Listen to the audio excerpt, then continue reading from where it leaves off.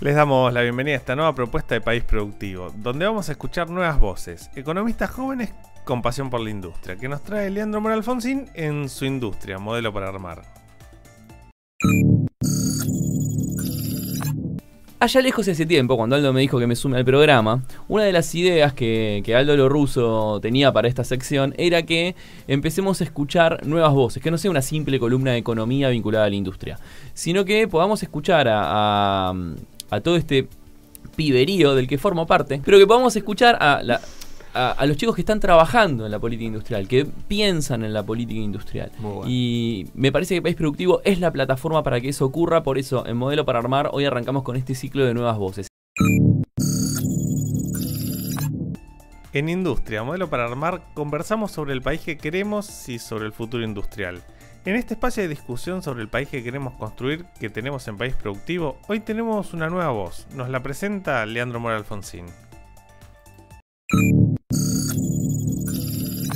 Si la primera voz que vamos a escuchar es la de una joven sanjuanina, porque las nuevas voces tienen que ser federales también, licenciada en Economía de la Universidad Nacional de Cuyo, está haciendo una maestría en Economía y Política Internacional, Relaciones Internacionales, en la Universidad de San Andrés, y sin más preámbulos les presento a Guadalupe Carracedo Villegas. Ahora sí, vamos a escuchar a Guadalupe Carracedo Villegas. Quédate con nosotros. Entre Guadalupe, Leandro Mora Alfonsín, Aldo Lo Russo y Sebastián Mazurkiewicz vamos a tratar de descubrir hacia dónde vamos y hacia dónde podemos ir. Lo que nos viene a traer Guada en esta primera columna de Nuevas Voces, o en este modelo para armar de hoy, en el que gracias Guada por participar de esta columna, es la continuación de un tema que ya tratamos. En nuestra primera columna del año habíamos hablado del impacto de la sequía. Y hablamos de dólares, hablamos de reservas y hablamos de la cosecha y cuánto se podía exportar o no.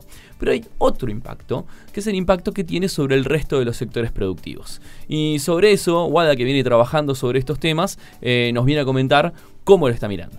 Precisamente la idea de la columna de hoy, que quería traer a la mesa para conversar y que todos pudiéramos también tirar puntas en este sentido, es que cuando pensamos en la sequía, cuando pensamos en lo que está sucediendo en el campo, ¿cuáles son las primeras cosas que se nos vienen a la cabeza?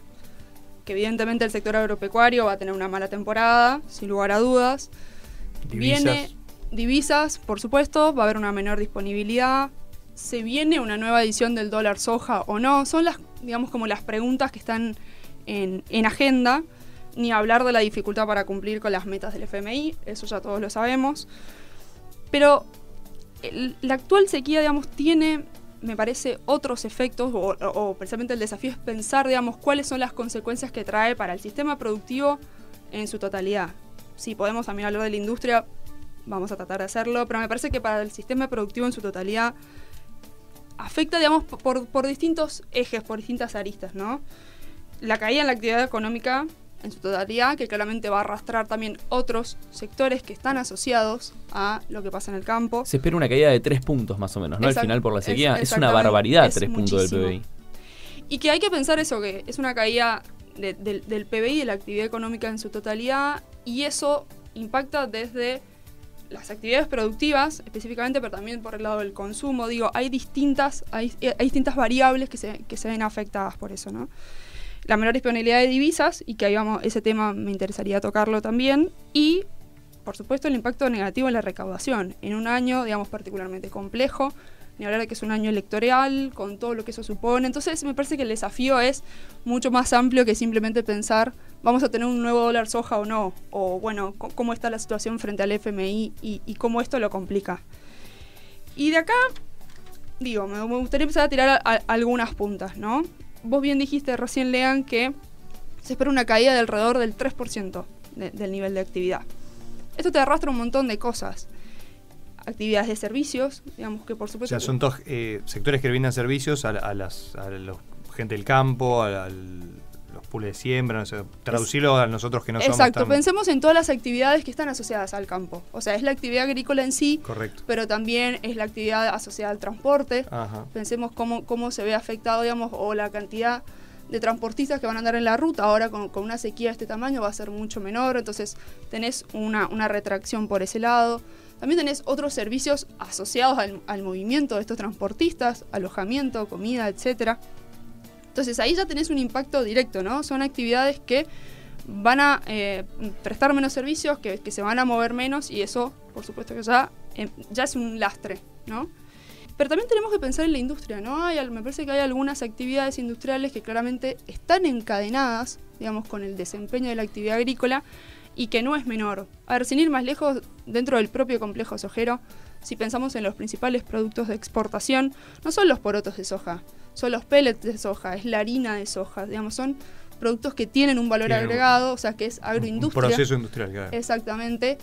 Y frente a la menor disponibilidad del insumo básico, digamos, que es la soja, esto no solamente retrae, digamos, la producción industrial, sino que también te obliga a tener que importar ahora de repente soja para poder cumplir con los contratos que vos ya firmaste. O sea, Argentina va a tener que importar soja, ¿me estás diciendo? Exactamente. Digamos, porque para llegar con la molienda de soja, por ejemplo, que vos ya tenías, digamos, por contrato establecida, que vos ya habías firmado con clientes, vamos a tener que importar soja, o sea que lo pensás, Argentina, una locura, pero bueno, hay procesos industriales, digamos, que están como netamente vinculados a lo que pasa en el campo, digamos, y eso por ahí lo perdemos de vista, digamos, o pensamos que simplemente la soja es el poroto que se lo vendemos a China, y claramente no, hay un montón de otros encadenamientos que se van a ver afectados. Y por ejemplo, imagino, en función, siguiendo la línea de lo que estás comentando, los laterales, como por ejemplo maquinaria agrícola, que viene de muchos años buenos. Expoagro fue, a pesar de la sequía, Expoagro tuvo un muy buen año, pero si con una caída de 3 puntos, con malas perspectivas por la seca, hacia adelante la reposición de maquinaria agrícola o de repuesto, si ahí vamos a los tornillos, del señor Aldo, los elementos de fijación de Aldo, sujeción, ¿no? De sujeción, perdón. Esas industrias laterales que vienen de buenos años también empiezan a ver una merma en el nivel de actividad, ¿verdad? Exactamente, y como bien mencionaste, justo el caso de maquinaria agrícola me parece muy particular porque viene de 2 años muy buenos en términos de ventas, por el contexto, digamos, macroeconómico nacional, pero también el internacional, ¿no? Viene de muy buenas cosechas, digamos, claramente los productores se vieron, digamos, en la necesidad de comprar más maquinaria y que las ventas fueran tan buenas. También un contexto inflacionario como en el que venimos, la compra de maquinaria en ese sentido funcionó como una reserva de valor. Digo, todos esos sectores que tuvieron un empuje muy grande los últimos 2 años, de repente se van a ver, digamos, afectados por lo que está pasando ahora actualmente en el campo. Entonces ahí tenés procesos integrados, digamos, como puede ser la producción de un producto como la harina de soja, pero también estas otras industrias laterales. Ahora, algo que a mí también me parece súper importante es, en relación a la menor disponibilidad de divisas, acá el impacto, digamos, o tratar de estimar el impacto en el sistema productivo me parece un gran desafío, pero súper importante también. Porque no es que simplemente vamos a tener menos divisas, entonces por ende el Banco Central va a poder acumular menos reservas y no llegamos al acuerdo a las metas con el FMI. También se te dispara el dólar, ¿no? O sea, se te dispara el dólar y tenemos que pensar en todos los bienes que necesita el sistema productivo importar desde el exterior y que son claves precisamente para mantener, digamos, funcionando todos los procesos, ¿no? ¿Me estás diciendo que vamos a tener menos dólares para comprar acero que yo necesito del exterior? Totalmente. Pucha. Y hay que pensar ahí también, digo, en relación a las medidas que se vendrán este año, ¿no? Y que lejos de hacer futurología, digamos, pensemos por dónde siempre vienen los ajustes, ¿no? Ya el año pasado las importaciones, digamos, para la producción estuvieron sumamente reguladas, se priorizaron, digamos, la importación de bienes intermedios, de piezas y bienes para piezas y accesorios, para bienes de capital, con la idea de seguir precisamente que la máquina siguiese funcionando, y todo eso en un contexto donde de repente se está estimando que entran menos 20.000 millones de dólares fruto de la sequía, digamos, se te complejiza mucho más el panorama. O sea, el año pasado, de hecho, bueno, como que... las últimas estimaciones que manejamos son menos 20.000. Menos 20.000. Acordate que en la primera columna, principios de febrero, fines de enero, pero la previsión que teníamos en ese momento, en función de la cosecha hasta ese momento, que era el 89% del área sembrada, había que ver qué pasaba con el resto, nos daba como tope 15.000 millones. Acá ya estamos hablando de que incluso es más grave de lo que pensamos en un momento, hasta 5.000 millones de dólares más. Puede ser menos, sí, pero digamos, ya estamos hablando de un nivel aún más grave que lo grave. Digo, para que dimensionemos un poco, o sea, el año pasado, o sea, en 2022, solo en bienes intermedios, digamos que son los que estrictamente entran en el sistema productivo, se importaron 30.000 millones de dólares. Ahora estamos hablando de una merma. La maquinaria argentina para lo mínimo necesita son 30.000 millones para moverse. El proceso mínimo. Claro, o sea, que el sistema productivo. Que Aldo siga funcionando, todos los miles de Aldo que hay, necesitan mínimo 30.000 millones. Claro, solamente para que el proceso productivo siga funcionando. Ni siquiera estoy hablando de bienes de capital, que los bienes de capital, por supuesto, para expandir la oferta. Claro, pueden integrarse al sistema productivo, también puede ser para consumo final, digo. No estoy hablando de combustibles, no estoy hablando ni siquiera de piezas y accesorios, estoy hablando solamente de bienes intermedios. Ahí tenemos 30.000 millones de dólares en 2022 y ahora estamos hablando de una merma de 20.000. ¿Y de dónde van a salir esos 20 que faltan? ¿Qué pregunta? ¿No? Bueno, usted es la economista, para eso lo han traído. Vamos a exportar el formato del programa.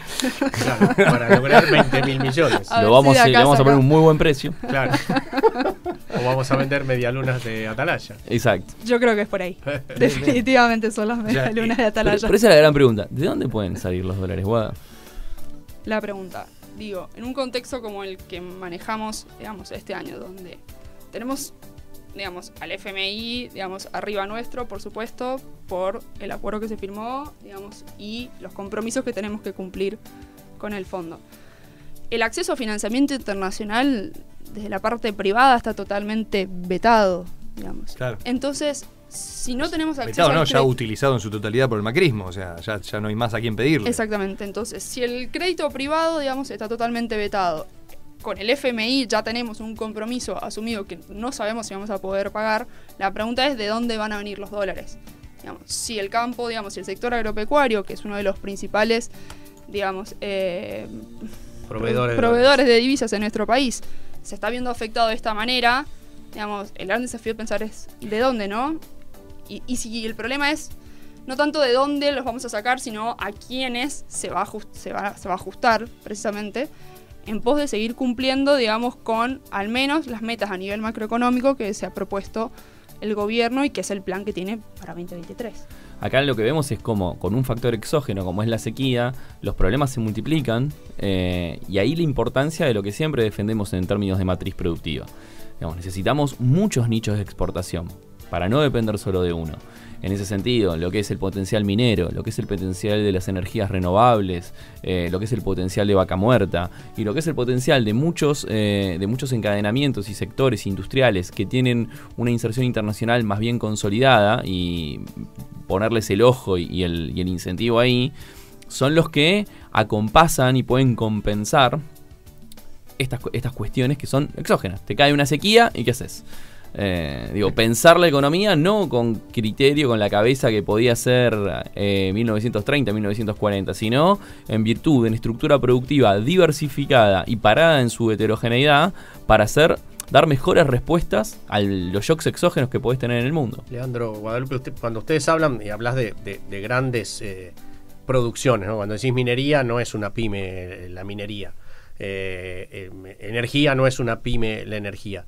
Pero también no crees que en el sector de empresas intermedias, como son las pymes, las medianas, no hay una falta de conciencia de lo que significa exportar, porque al final terminás consumiendo divisa y no reproduciendo, aunque sea una mínima parte de lo que necesitas. ¿No falta consolidar ese proceso al interior no del aparato productivo, sino de la cabeza del empresariado nacional? Eso sin duda, y a mí me parece incluso que tendríamos que hacer un doble clic enorme, digo, como una cuestión particular y especial sobre la exportación pyme. Vos en Argentina más o menos, pymes exportadoras dinámicas, definiendo como pyme exportadora dinámica una empresa que exportó los últimos 3 años, que todos los años exportó un poquitito más que la anterior y que pudo ganar mercados, no son más de 300 empresas.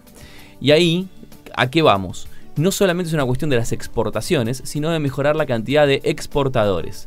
Por más que vos tengas una pequeña pyme que logra un mercado en Uruguay, en Perú, o un mercado muy específico, lejos, que es poco volumen, bueno, todo eso es una buena noticia. por dos cosas. Hay un aprendizaje previo a aprender a exportar y hay un aprendizaje posterior que implica cierta experiencia para ganar mercados. Y eso, el entramado PYME, ese saber hacer, es algo en el que nos tenemos que concentrar fuertemente, porque obviamente la aguja de las exportaciones lo van a mover los grandes sectores. Claro. O sea, no es lo mismo lo que vos, incluso como empresario, Aldo, puedas mover con tu producción que lo que una minera puede mover. Ahora bien, ¿qué hacemos con eso? O sea, ¿qué hacemos con eso hacia adelante? Digo, en la medida que nosotros podamos tener de vuelta una estructura productiva lo más diversa posible, vamos a tener mejores lugares de donde tomar esos nichos. Y también el aprendizaje de qué cosas hemos dejado pasar. Acá hablamos de forestoindustria, hemos hablado la semana pasada de las posibilidades de las energías renovables hacia adelante. Hay ciertas cuestiones que venimos identificando como los sectores que pueden llegar a ser exportadores en el futuro. El orden macroeconómico es básico. ¿Qué nos trae WADA hoy? Si nosotros tenemos desorden macroeconómico, si tenemos falta de dólares, es muy difícil setear las reglas del juego para pensar hacia adelante. Eso como condición necesaria, tenemos que atravesar ese camino, pero no es la condición suficiente. La condición suficiente es planifiquemos qué queremos exportar, cómo queremos insertarnos al mundo, cómo queremos dialogar comercialmente con el mundo. Y eso es la clave para tener un país productivo. Sí, y ahí yo agrego dos cosas aparte.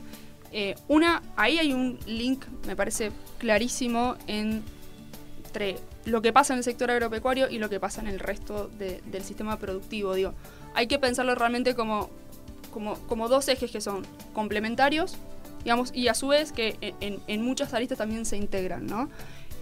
La necesidad de tener una macro ordenada, que es lo que mencionaba recién Lea, depende también, por supuesto, de que los sectores con un gran potencial exportador lo puedan hacer, digamos, y que provean de divisas, digamos, para que el resto del sistema productivo también se desarrolle a la par, ¿no? Y ahí me parece que hay un link clave entre, por ejemplo, campo e industria, digamos, que normalmente lo entendemos como cosas separadas, como si pudiésemos, digamos, aislar una actividad de la otra, y en lo que se refiere al orden macroeconómico, ahí hay un link clarísimo.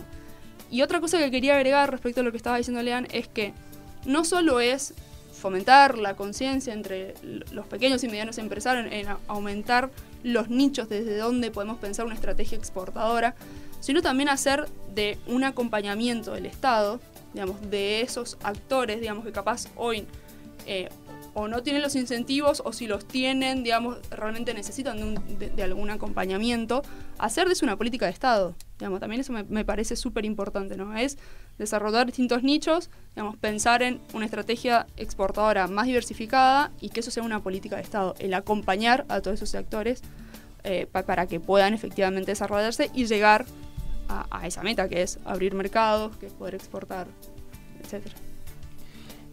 Tenemos por un lado la complementación. No es campo o industria, es campo e industria. Y también podemos extenderla así. Y minería, y servicios basados en conocimiento, y vaca muerta, hidrocarburos. O sea, es todo el I de la riqueza productiva.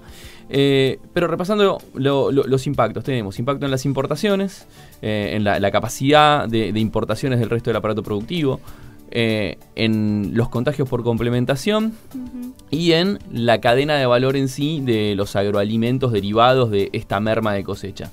¿Qué otro impacto crees que podemos estar identificando? Bueno, el último impacto, digamos, que también no me parece menor, es el efecto en la recaudación, ¿no? Digamos, estamos hablando de hacer políticas de Estado, de acompañamiento a pymes, digamos, de distintos rubros productivos para que puedan exportar, insertarse internacionalmente, pero acá, digamos, tenemos un efecto muy concreto que es una sequía como la que nos está afectando actualmente, conlleva una caída en la recaudación y, por supuesto, las herramientas que tiene a disposición el Estado Nacional para poder hacer ese tipo de acompañamientos.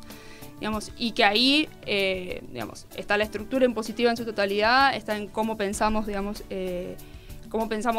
eso, cómo tasamos a los distintos sectores de actividad, y lo que está pasando ahora claramente es, digamos, un lastre más, y más en un año electoral y con todas las dificultades que ya venimos arrastrando, pandemia, guerra, etcétera, que lo han hablado un poco en otras columnas, y y me parece que es importante. Y con este optimismo, te agradecemos, Guada. Guadalupe Carraceo Villegas, economista de la Universidad de Cuyo, maestranda en la Universidad de San Andrés, en la primera edición de estas nuevas voces que vamos a seguir trayendo en Modelo para Armar, la columna que País Productivo propone para discutir la industria que queremos, el modelo productivo que queremos y la Argentina que deriva de eso.